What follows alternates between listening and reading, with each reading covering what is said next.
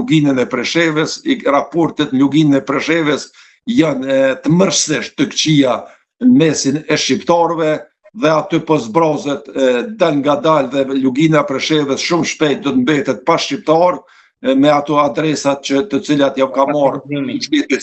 Maqedoni me Vlanin e kemi po se çka ka sjell gjua shqipe derisa ishte zyrtare, tani me ndërhyrjet e Kurtit nuk është gjuhë zyrtare, edhe atje ka shumë probleme, edhe unë pres që përveç asaj që NATO tani është edhe që i vetmi problem është që për ndryshe aty do të shpërthen të konflikti, ndoshta ju brenda Maqedonëve dhe por brenda shqiptarëve, brenda shqiptarëve, aq keq e ka përçall atje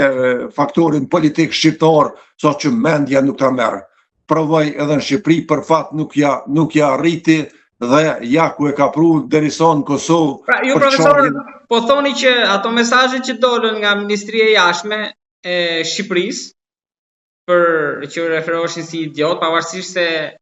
u mohuan nga Ministria e Jashtme, e reflektojnë gjendjen atje. Sigurisht ato mesazhe për bes i shkojnë se vërtet në Kosovë ka kryesisht prej kryeministrit sjellje idioteske. Edhe ajo paraqitja e mbrëmshme e Kuran Muratit me një fjalim skandaloz. Vazhdimi i epizodit apo përsëritja e epizodit të njëjtë nga Zoti Kurti 15-12. Vërtet janë edhe media ne kishin kundër, sepse nuk munguan duart përgjigje ironike edhe nga media. Doli me kandidatën Feride Rushiti në një vend ku nuk i takon, aty është bëhen konferencat për shtëp të presidentes së shtetit, doli zonja Feride e mashtruar, e manipuluar nga Zoti Kurti, sepse ka ditë shumë mirë. Unë befasohem sepse një që 26 vjet, 25 vjet e një zonjën doktoreshën Rushiti, që në atë kohën kam punu në ministri, me një ministri ku i kemi pas ndërtesën, ajo ka punu me një ministri tjetër, por me gjithat e njimi është zonjën nderuar, e respektuar, por një mashtrim i tillë vërtet nuk është dashur t'ja bëj Albin Kurti një zonjë të tillë, sepse ai ka qenë 100% i sigurt që zonja Feride Rushiti nuk do të zgjedhet, sepse në këtë formë opozita nuk do të merr pjesë, edhe ky mashtrim që dëshironte ta fus në momentet e fundit zonjën Vjosa Osmani kundër kandidate të zonjës Feride, e cila një natë më herët i mori 63 vota dhe t'i bëj kandidaturën me zonjën Vjosa Osmani, vërtet ka qenë një tallje e jashtëzakonshme, pa kuptim e Zotit Kurti, i cili gjoja po ofron bashkëpunim, gjoja po i ofron mundësin momentet e fundit me 15 nënshkrime, dhe ai edhe nëse nuk i ka LDK-ja 15 i ka 12, na ja bujmë edhe 18, kjo vërtet është një tallje edhe komplet prej momentit të vendimit gjykatës kushtetuese. Zoti Kurti është tallur vazhdimisht me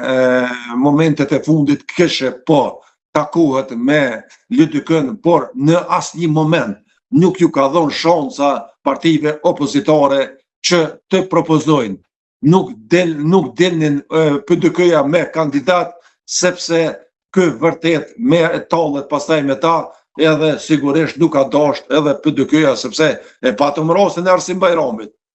Është intelektual, është njeriu më i mirë që e ka Kosova për kushtetues, për gjykatë kushtetuese, dhe pse nuk e pranun kandidaturën e pavarur. Ishte ai më herët në PDK, por megjithatë sot është në Akademinë e Shkencave dhe është një i pavarur dhe kanë mundur shumë thjesht, nëse po dojnë kandidat konsensual, edhe unë mund me them lirisht se zoti Arsim Bajrami, i cili është vendasi imi, nuk është një njeri që është militant i ndonjë partije politike, por është ekspert edhe profesionist i zgjuar, andaj e kishin zgjidhjen në dorë kur vetë kandidaturën e shpalli zoti Arsim Bajramu, për ja që nuk e pranua dhe jemi sot në prag edhe përshkojmë drejt zgjedhjeve. Mendoj që janë shterë gjitha mundësit që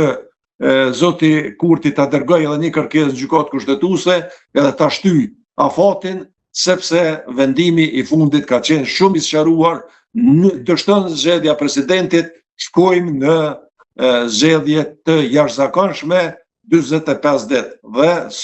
nga sot duhet fillojmë të numërojmë ditët dhe zonja Albulena Haxhiu të thirrë partitë politike dhe të caktoj datën e zgjedhjeve 31 maj ose 7 qershor. Ky muaj do të jetë intensiv, profesor, do të falenderoj shumë për bisedën sot, për bisedën që zhvilluam dje, për dekryptimin e aktualitetit atje dhe zhvillimeve, atë që pritet të ndodhë. Të falenderoj shumë, profesor, dhe në emër të publikut tonë, të jam mirënjohës.